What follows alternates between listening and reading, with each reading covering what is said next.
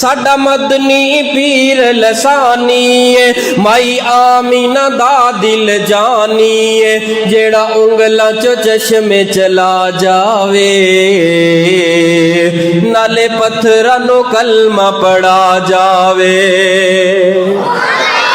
और आका नाल इशारे दे चन तोड़ विखाया है, आका नाल इशारे दे चन तोड़ विखाया है, मुद्दता दे दुश्मनां नो भाई भाई बनाया है।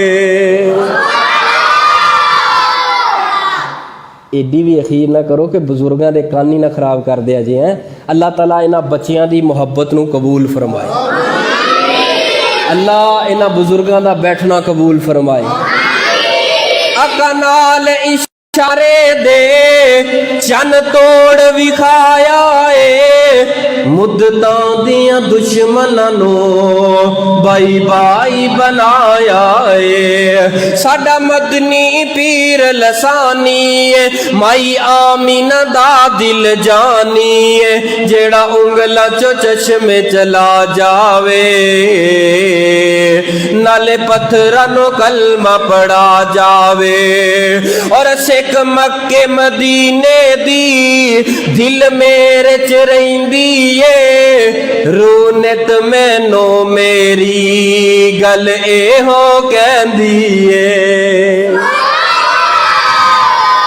सिख मक्के मदीने दी दिल मेरे च रहिंदी है, रूनत मैनू मेरी गल एहो कहंदी है कि मक्के ते मदीने दा बाजार विखा सानो, अल्लाह खा बिच आका दा दीदार करा सानो। इत्थे आमीन कहनी जे सारे ने, की कहना जे? अल्लाह खा बिच आका दा दीदार करा सानो, अल्लाह खा बिच आका दा दीदार करा सानो। साडा मदनी पीर लसानी है, माई आमीना दा दिल जानी है, जेड़ा उंगलां चो चश्मे चला जावे,